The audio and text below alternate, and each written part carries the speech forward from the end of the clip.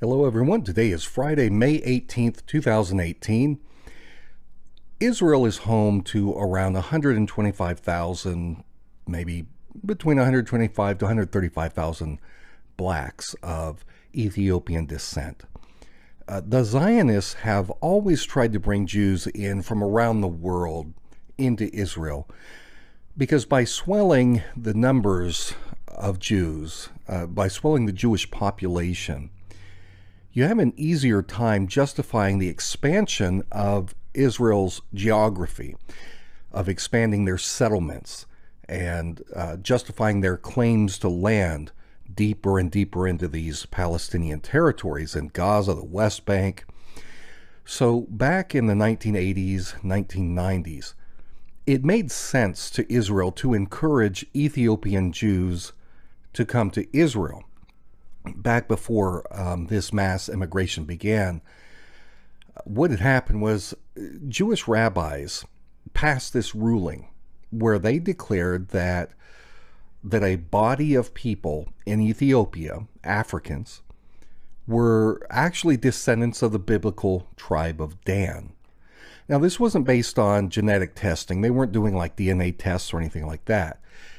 It was based on, well, partly based on an old Ethiopian legend that King Solomon had children with the Black Queen of Sheba, and that these Ethiopian Jews were descendants.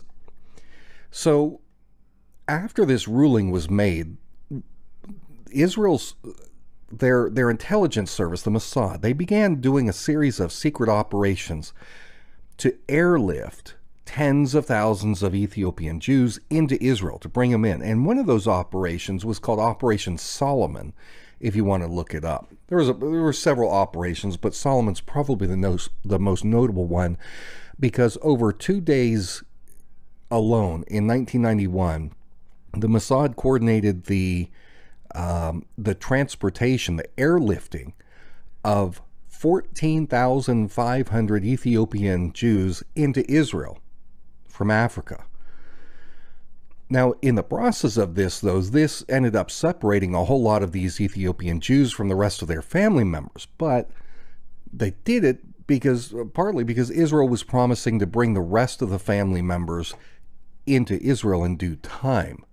So after bringing in these initial waves into Israel, Israel said, aha, see, our numbers are much higher than they used to be. We need to expand our settlements. We need the space. How can we accommodate all of these people? But really, does Israel actually care about these Ethiopian Jews? Of course not. The answer is a resounding no. I know it. They know it. Anyone who studies this issue knows it. Many Jews know it. In fact, most Jews know it. The Ethiopian Jews know that the fact is they have been used by Israel, and they are not happy at all about the way that they have been mistreated, the way they continue to be mistreated. You see, these Ethiopian Jews they're largely segregated from the rest of the Israeli population. It's not like they're scattered all throughout the country. They're mostly cloistered together in large groups. They don't receive the same kind of education. They don't get the same job opportunities as the white Jews. And even their black Jewish religious leaders, they're denied having some of the same ecclesiastical privileges and authorities that their white counterparts get. Why? Because they're the white Jews. And a lot of this is, a lot of what I know about this, I'm not getting this from sources that are non-Jewish. Most of this information comes from actual Jewish sources about these issues. You can go to the Jewish Virtual Library. Let me read you something from the Jewish Virtual Library. Quote, in 2015, the income of an Ethiopian Israeli household was 35% lower than that of an average household in Israel. And it also states that the Ethiopian Jews have twice the rate of poverty among their people as among the white Jews. And the same source, the Jewish Virtual Library. it says, quote, only 25% of Israelis say they want to live next to Ethiopians. Given that Zionism is essentially a philosophy that's based on supremacism. That's what it is. It's Jewish supremacism, kind of like white supremacism or black supremacy. It's Jewish supremacism. Given that Zionism is based on that philosophy, it's not surprising that racism is a major, major problem in Israel. In fact, not only has Israel put on hold any efforts to help those Ethiopian Jews back in Africa to reunite with their families in Israel, but the Zionist state has actually been working to deport black-skinned people back to Africa. This year, 2018, Israel ordered 40,000 African refugees to leave Israel quickly, or they're going to be locked up in prison. And Israel says that it's not just for a couple days, indefinitely. And Prime Minister Benjamin Netanyahu said that the presence of these African refugees in Israel is, quote, worse than attacks by Sinai terrorists. And a few months ago, there's a major Jewish publication in the United States. I'm trying to remember the name of it. I'll have to check my notes. But one of the main, very liberal Jewish publications in America. It quoted several prominent Jewish Americans, including Alan Dershowitz, who, well, he's a pretty bad guy. But anyway, these guys had written a letter to Benjamin Netanyahu, and in this letter they warned him of, quote, incalculable damage to Israel's reputation over these blatantly racist policies to deport black people because they're black. But Netanyahu didn't listen. He doesn't care. Netanyahu's government has already coerced 20,000 blacks in the last handful of months to return to Africa because they don't want to go to prison. And there would actually be a lot of protests in the streets in Israel over this, except the Israeli government has made it a crime for these Africans to stage protests over the policy. So, and it isn't just the politicians who exhibit this attitude of racial supremacism. Back on March 17th, 2018, Israel's got the way their religious hierarchy works, they've got two rabbis. They're kind of like the top two chief rabbis. Well, one of those two highest ranking rabbis, he called black people monkeys and niggers. Can you imagine, like, the Pope saying something like that? And this is not the first time that, now he didn't use the N-word as we do in English. He used the word in Hebrew, but it's the exact same racial slur, has the exact same meaning. This is not the first time that Rabbi Yitzhak Yosef has used these racial slurs. You would think, oh, geez, someone's going to remove this guy. There's going to be an outcry. Nope. He's been doing this for years. 2 years ago, he said in a widely publicized sermon that blacks and Arabs can only live in Israel if they agree to be servants to the white Jewish population. Can you imagine someone in America saying that? Like some top leader, Franklin Graham or Billy Graham, someone saying something like that? Rabbi Yosef's comments point out that Israel's racism isn't limited to blacks, because he was talking about blacks or Arabs. Either way, Israeli Jews are predominantly racist toward Arabs, regardless of whether they're Israeli Arabs or Palestinian Arabs. They don't like Arabs. Why? Because they're Arabs. In 2007, the Association for Civil Rights in Israel, the ACRI, they published multiple reports documenting racism in Israel that demonstrated that this racism toward Arabs by Jews was increasing.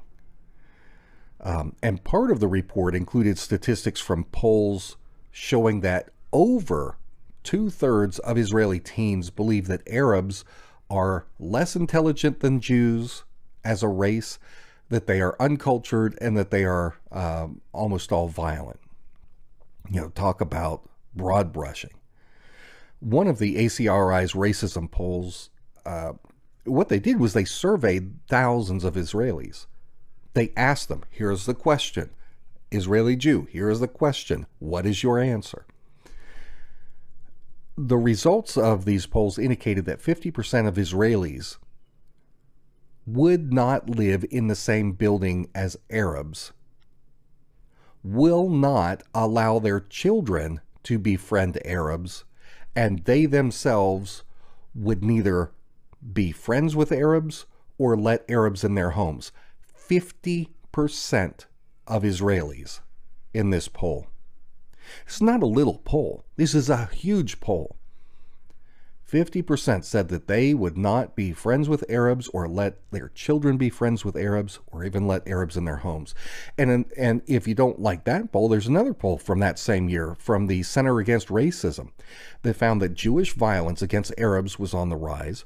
The findings showed that 75% of Israeli Jews believed that it was wrong to allow anyone of the Arab race to even live in the same apartment building with Jews.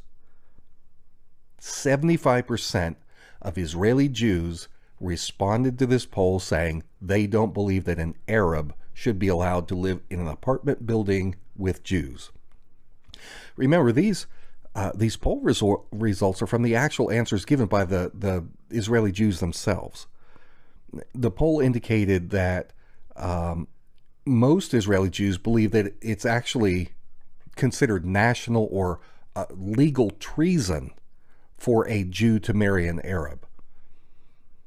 And it also, in this poll, said that 55% of Jews feel that Arabs should be segregated from Jewish entertainment sites, which would be like movie theaters, sports stadiums.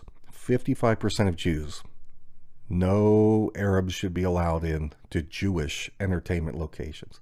Doesn't that sound like the period in American history that we fortunately moved past? The poll said 40% of Jews said that they believe that Israeli citizens of Arab ethnicity should have their voting rights removed because they're Arabs. All right, set that poll aside. Yet another major poll. This one was conducted by Tel Aviv University. Found that 49.5% of Israeli Jewish high school students believe that Israeli Arabs should not be entitled to the same rights as Jews in Israel. And if any of you don't believe these polls, if you say, oh, come on, those are so twisted, that's not how Jews think in Israel, I strongly recommend that you watch the video report by journalist Abby Martin as she interviews several Israelis on the street about their attitudes toward Arabs. Maybe I'll go ahead and play a short clip here, but I'll put the link to the full video in the video description. I think it'd be very eye-opening for you to see. I'm in an organization. It's called Lahava. It's against that Jews shouldn't marry Arabs. Did you say the organization did what again? The organization is, the thing of it is that Jews shouldn't marry Arabs. Shouldn't marry Arabs. Yeah. Why do you feel strongly about that? Because Jews is a special nation that God gave it to the Jews, and we don't want Jews to get mixed up together with a different nation. Israelis have to take over, and they have to kick them away. You can't deal with these people. There's no need to try. There's no need to talk to them. I think that we need to...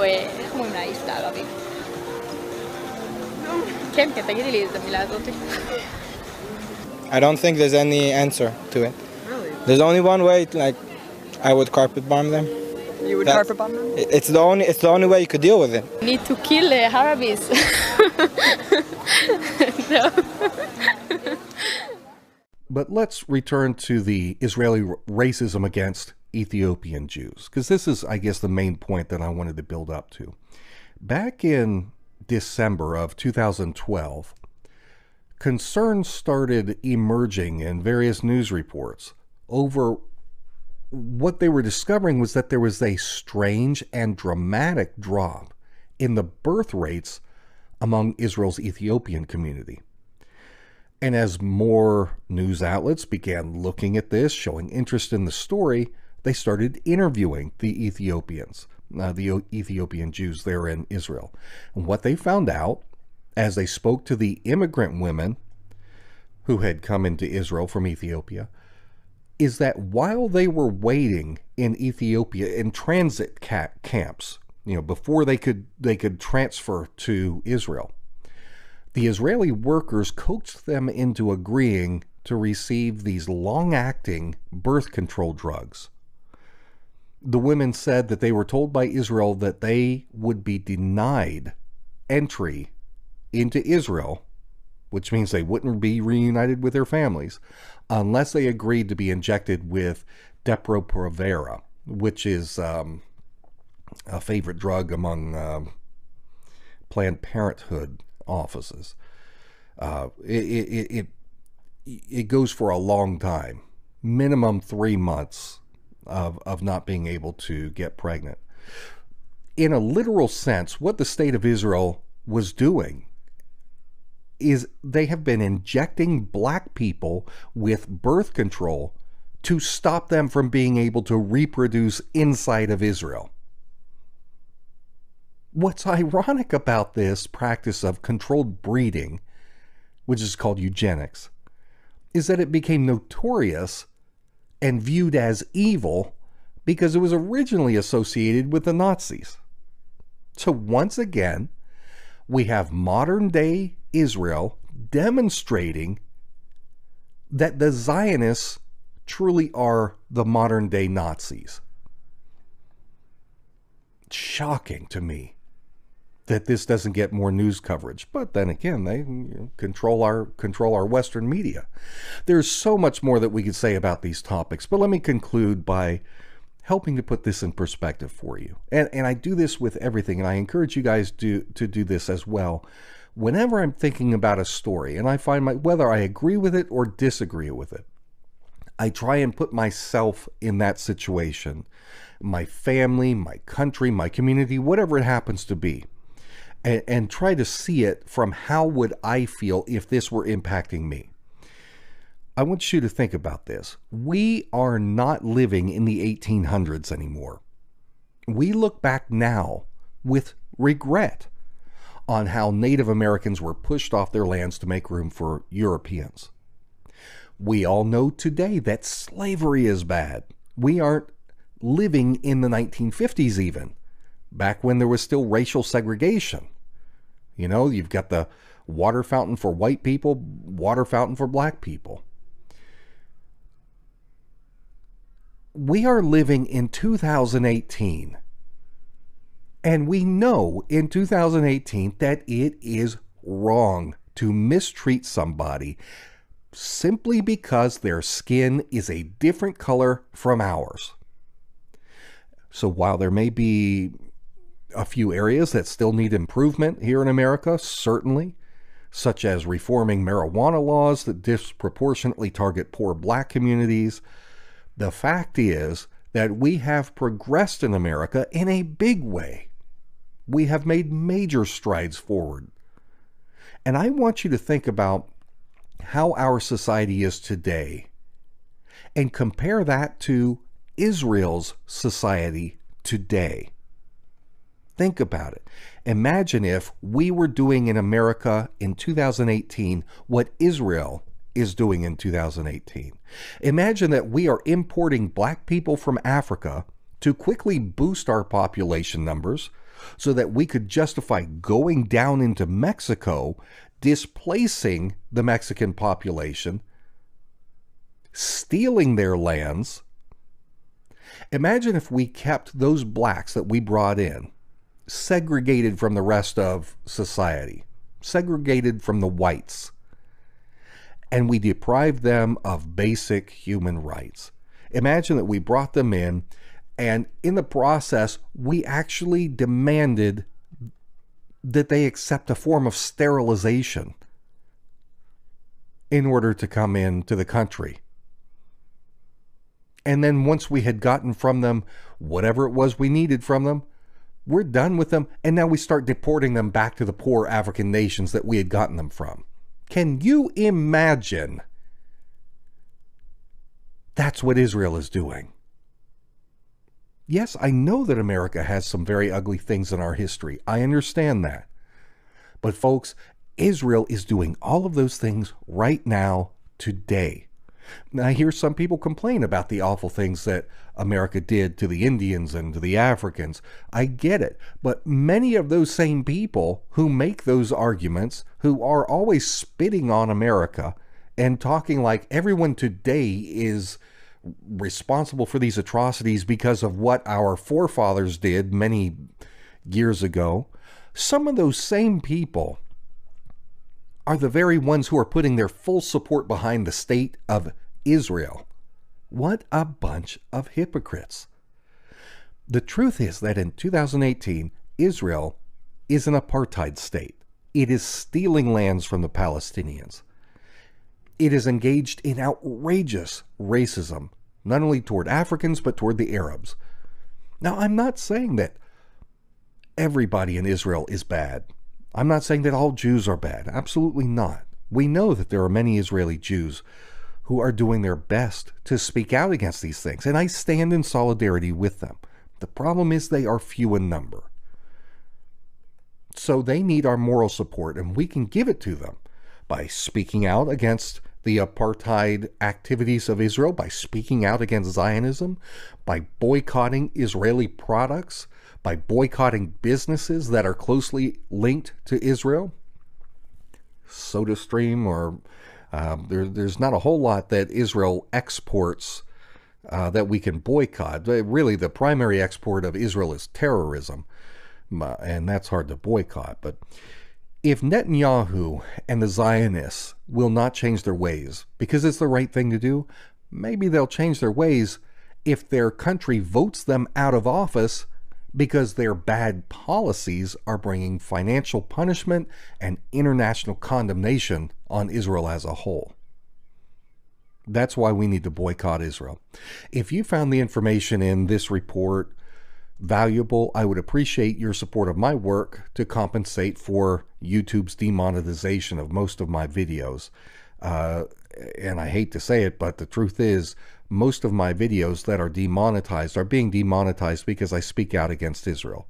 The fact that there are 10,000 members from the Anti-Defamation League and the SPLC helping to monitor YouTube videos, to monitor for people talking against Zionism and speaking out, calling people like me anti-Semites because we have a problem with the politics of the Zionists. I could use your support as well. You can go to patreon.com/endtimesnewsreport, paypal.me/endtimesnewsreport, or you can send a donation to me directly at Jake Morphonios, P.O. Box 1333, Kernersville, North Carolina, 27285. And if you can't spell Morphonios, Morphonios. You can also make it out to Blackstone Intelligence. Well, folks, that's going to be it for this episode. I appreciate you watching. I hope you guys have a great weekend. For Blackstone Intelligence, I'm Jake Morphonios.